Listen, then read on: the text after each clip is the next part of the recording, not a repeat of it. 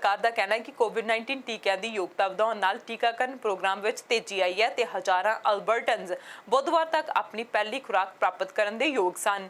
अधिकारियों का कहना है कि मौजूदा सप्लाई के हिसाब नाल जेकर वैक्सीन मिलती रही तो उम्मीद की जा रही है कि जुलाई के आखिर तक 2/3 नागरिकों को टीके लग जाएंगे। प्रीमियर जेसन केनी ने मीडिया को दस्सिया कि अल्बर्टा को पहली 10 लाख खुराकों तक पहुंचने में 119 दिन लगे सन। जेकर असीं इसे टीचे ते चलते रहे तो 29 मिलियन तक पहुंचने में सिर्फ 29 दिन लगेंगे। प्रीमियर ने कहा कि अगले हफ्ते तक 3,28,000 तो वध अपॉइंटमेंट्स लए गए हैं, जो कि कुल आबादी का 10% है। अल्बर्टा मौजूदा समय में 12 साल तो घट उम्र के सारे बच्चों के लिए टीके की पेशकश करने वाला इको एक सूबा है। जदों सरकार ने इस समूह को वैक्सीनेशन प्रोग्राम में शामिल किया तो 1,90,000 अपॉइंटमेंट बुक किए गए। उन्होंने आख्या कि कोविड-19 कारण अल्बर्टा में होने वाली मौतों में भी कमी आई है तो सानू उम्मीद है कि असीं कोविड-19 के खिलाफ जंग बहुत जल्द जित जावांगे। Today, nearly 45% of Albertans 16 years of age and older are now protected with at least one dose of vaccine. This means that about 1 in 3 Albertans have made the choice to get their vaccine, helping us get closer to widespread immunity. While this is tremendous progress, we will not slow down. Based on our current supply, we expect to have 1/2 of the population vaccinated by the first week of June, and 2/3 around the 3rd week of June. A total of 3.8 million Albertans, as I mentioned, are now eligible, and we'll do whatever we can to administer those. So in the coming days, we'll be ramping up our advertising campaign to help all Albertans understand that getting vaccinated will help us all get back to normal. Albertans will begin to see ads like this one pop up on billboards in their social media feeds over the next few days. The message is as simple as it is powerful. Your vaccine is your ticket back to normal life. Of course, the first dose is only half the battle. For all vaccines currently available in Alberta, it takes 2 doses for you to be fully protected. We're already working to make it even quicker and easier to roll out millions of second doses this summer. And as I said, we're at a head start compared to other provinces. Work is underway to develop a new one-stop centralized booking system that'll let you book appointments at AHS clinics, pharmacies, or participating physicians' offices. This will help not only roll out the COVID vaccine, but flu shots and other vaccines too. I'll have more information to share on this system when it launches next month. And we are also working with the Department of Education on potentially rolling out school clinics for vaccination for those 12 and older. Meanwhile, I'm asking everyone to book their dose as soon as possible.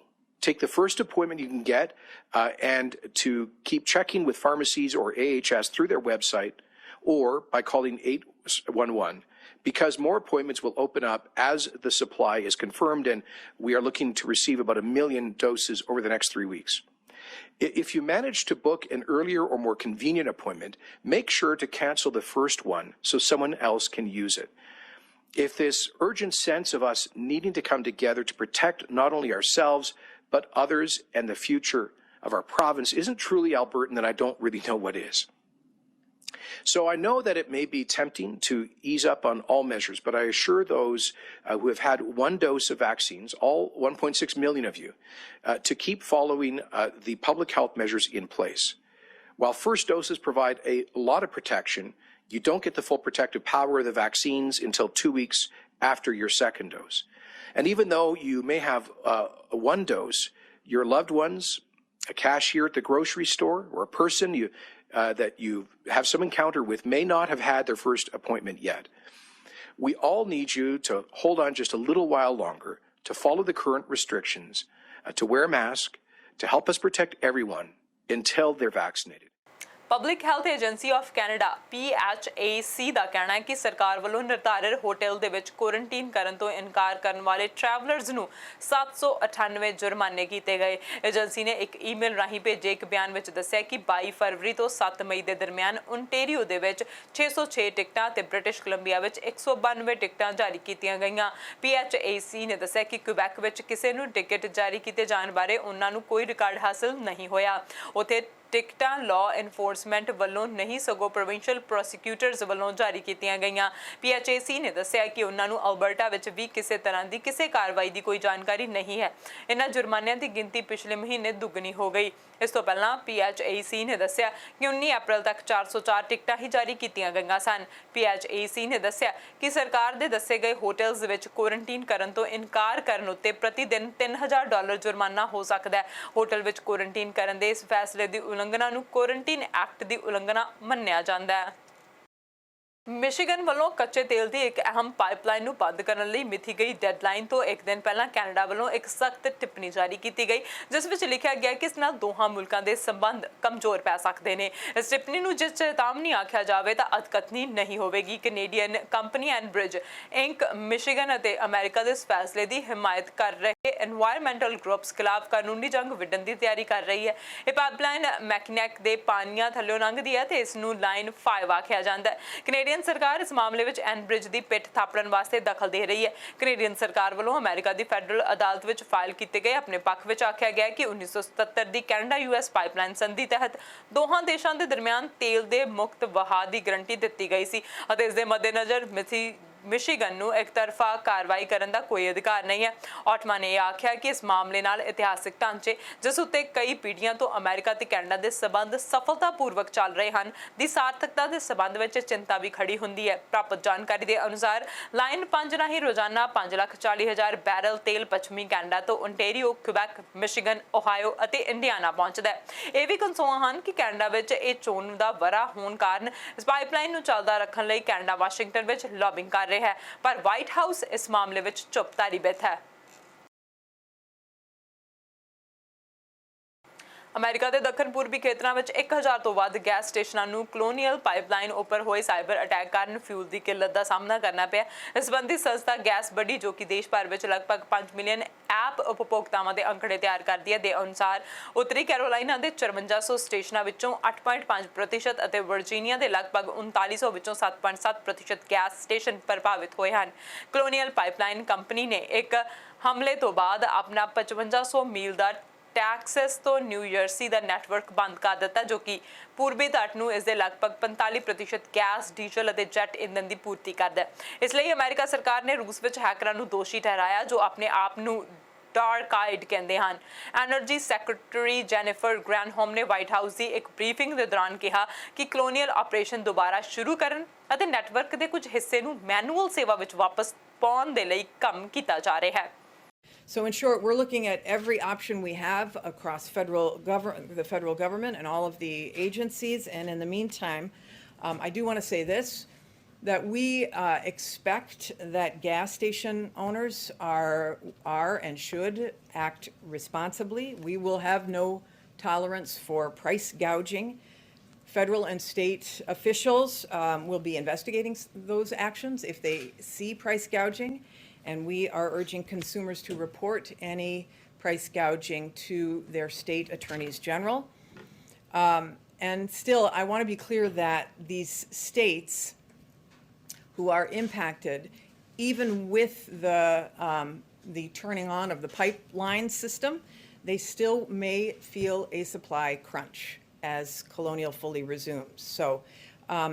But the American people can feel assured that this administration is working with the company to get it resumed as soon as possible. And as one other warning, I guess, let me emphasize that much as there was no cause for, say, hoarding toilet paper at the beginning of the pandemic, there should be no cause for hoarding gasoline, especially in light of the fact that the pipeline should be substantially operational by the end of this week and over. ਸੰਯੁਕਤ ਰਾਜ ਦੇ ਰਾਸ਼ਟਰਪਤੀ ਜੋ Biden ਨੇ ਬੁੱਧਵਾਰ ਨੂੰ ਸੰਘੀ ਸਰਕਾਰ ਦੀ ਕੋਵਿਡ-19 ਦੇ ਜਵਾਬ ਅਤੇ ਟੀਕਾਕਰਨ ਦੀਆਂ ਕੋਸ਼ਿਸ਼ਾਂ ਬਾਰੇ ਅਪਡੇਟ ਕਰਦਿਆਂ ਇਹ ਐਲਾਨ ਕੀਤਾ ਕਿ ਦੇਸ਼ ਵੀਰਵਾਰ ਨੂੰ ਟੀਕੇ ਦੇ 250 ਮਿਲੀਅਨ ਦੇ ਅੰਕੜੇ ਨੂੰ ਪਾਰ ਕਰਨ ਲਈ ਤਿਆਰ ਹੈ। ਇਸ ਨੂੰ ਰਾਸ਼ਟਰ ਦੇ ਲਈ ਇੱਕ ਨਤੀਜਾ ਪ੍ਰਾਪਤੀ ਕਰਾਰ ਦਿੱਤਾ ਗਿਆ। ਰਾਸ਼ਟਰਪਤੀ ਨੇ ਨੌਜਵਾਨਾਂ ਲਈ ਟੀਕੇ ਦੀ ਵਰਤੋਂ ਤੇ ਵੀ ਜ਼ੋਰ ਦਿੱਤਾ ਤੇ ਕਿਹਾ ਕਿ ਬਿਮਾਰੀ ਨਿਯੰਤਰਣ ਕੇਂਦਰ CDC ਨੌਜਵਾਨਾਂ ਤੇ ਵੈਕਸੀਨ ਵਰਤੋਂ ਲਈ ਅੰਤਿਮ ਵੋਟ ਪਾ ਰਿਹਾ ਹੈ। ਉਨ੍ਹਾਂ ਆਖਿਆ ਕਿ ਵੀਰਵਾਰ ਤੱਕ ਦੇਸ਼ ਭਰ ਦੀਆਂ 15,000 ਤੋਂ ਵੱਧ ਫਾਰਮੇਸੀਜ਼ ਇਸ ਉਮਰ ਸਮੂਹ ਨੂੰ ਟੀਕਾਕਰਨ ਲਈ ਤਿਆਰ ਹੋਣ ਜਾ ਰਹੀਆਂ ਹਨ। ਦੇਸ਼ ਵਿੱਚ ਕੋਵਿਡ-19 ਦੀ ਮੌਤ 10 ਮਹੀਨਿਆਂ ਵਿੱਚ ਸਭ ਤੋਂ ਹੇਠਲੇ ਪੱਧਰ ਤੇ ਚਲੀ ਗਈ ਹੈ। Tomorrow, We'll cross 250 million vaccine shots administered since I took office.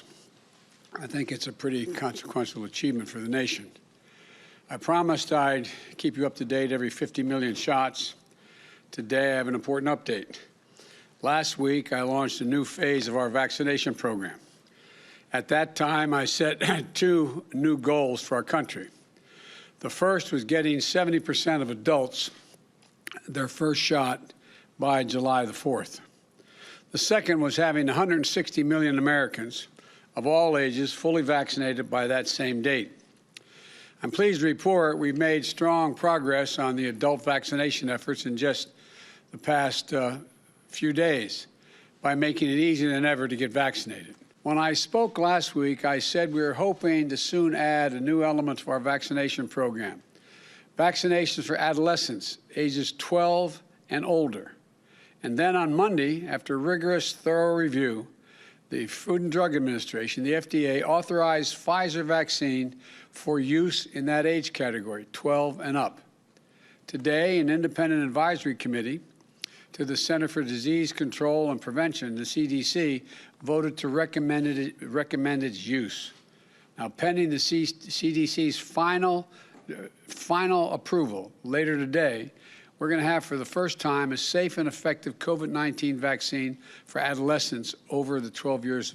America ਵਿੱਚ ਚੋਣਾਂ ਤੋਂ ਬਾਅਦ ਵਿੱਚ ਹਿੰਸਾ ਦੀ ਘਟਨਾ ਵਿੱਚ ਪ੍ਰਸ਼ਾਸਨਿਕ ਪੱਧਰ ਤੇ ਲਏ ਗਏ ਸਾਰੇ ਫੈਸਲਿਆਂ ਦੀ ਜ਼ਿੰਮੇਵਾਰੀ ਤਤਕਾਲੀ ਰੱਖਿਆ ਮੰਤਰੀ ਕ੍ਰਿਸਟੋਫਰ ਮਿਲਰ ਨੇ ਆਪਣੇ ਤੇ ਲਈ ਹੈ। ਉਹਨਾਂ ਨੇ ਦੇਰੀ ਨਾਲ ਫੌਜ ਦੇ ਪਹੁੰਚਣ ਤੇ ਸਫਾਈ ਦਿੱਤੀ ਹੈ। ਪਹਿਲਾਂ ਤੇ ਫੌਜ ਭੇਜਣ ਤੇ ਸਮਰਥਕਾਂ ਵਿੱਚ ਤਖਤਾ ਪਲਟ ਦਾ ਵਹਿਮ ਹੋ ਸਕਦਾ ਸੀ। ਅਜਿਹੇ ਵਿੱਚ ਮਾਮਲਾ ਹੋਰ ਗੰਭੀਰ ਹੋ ਜਾਂਦਾ। ਇਸ ਸੰਬੰਧ ਵਿੱਚ ਸੰਸਦ ਵਿੱਚ ਓਵਰਸਾਈਟ ਕਮੇਟੀ ਦੇ ਸਾਹਮਣੇ ਪੇਸ਼ ਹੋ ਕੇ ਆਪਣੇ ਸਾਰੇ ਫੈਸਲਿਆਂ ਬਾਰੇ ਤਤਕਾਲੀ ਰੱਖਿਆ ਮੰਤਰੀ ਮਿਲਰ ਨੇ ਦਲੀਲ ਦਿੱਤੀ। ਸੰਸਦ ਦੀ ਕਮੇਟੀ ਨੂੰ ਦਿੱਤੇ ਆਪਣੇ ਲਿਖਤ ਬਿਆਨ ਵਿੱਚ ਮਿਲਰ ਨੇ ਕਿਹਾ ਉਹ ਇਹ ਮੰਨਦੇ ਹਨ ਕਿ ਫੌਜ ਵੀ ਕਿਸੇ ਕਾਰਵਾਈ ਵਿੱਚ ਬਹੁਤ ਹੀ ਘੱਟ ਇਸਤੇਮਾਲ ਕੀਤਾ ਜਾਣਾ ਚਾਹੀਦਾ ਹੈ। ਉਹ ਇੱਕਦਮ ਫੌਜ ਦਾ ਇਸਤੇਮਾਲ ਪ੍ਰਸ਼ਾਸਨਿਕ ਪੱਧਰ ਤੇ ਉਚਿਤ ਨਹੀਂ ਮੰਨਦੇ। Mr. Miller, you were the acting Secretary of Defense on January 6th. Did President Trump, as the Commander-in-Chief of the U.S. Armed Forces, call you during the January 6th attack to ensure the Capitol was being secured? Mr. Miller. No, I had all the authority I needed from the president to fulfill my constitutional duties. Did you speak with President Trump at all as the attack was unfolding? On January 6th? Yes. No, I did not. I didn't need to. I had all the authority I needed and knew what had to happen. I knew what had to happen. Did you speak with Vice President Pence during the attack? Yes or no? Yes. According to a Defense Department timeline, it was Vice President Pence and not President Trump who called during the siege to say the Capitol was not secure and to give you the direction to, quote, clear the Capitol. What specifically did Vice President Pence say to you that day? Vice President's not in the chain of command. He did not direct me to clear the Capitol. I discussed very briefly with him the situation. He provided insights based on his presence there, and I notified him, or I informed him that by that point, the District of Columbia National Guard was being fully mobilized and was in coordination with local and federal law enforcement to assist in clearing the Capitol. According to the DoD timeline, the Vice President's call to you occurred at 4:08 p.m., more than 2 hours after the Capitol had been breached. Yet, according to this timeline, it was not until after your call with Vice President at 4:32 p.m. that you authorized D.C. National Guard troops to deploy to the Capitol.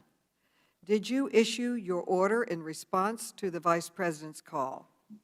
No, I issued the order to mobilize the District of Columbia National Guard and provide all necessary support to civilian and local and federal law enforcement at 3. I gave approval at 3 p.m. and the order was issued at 3:04 p.m. Well, Mr. Miller, your order to deploy came only 24 minutes after the Vice President called you, and your testimony is that they are unrelated. Do I have that right? I'm sorry, you're going to have to say that again. That's hard for me to believe, but I'm going to move on.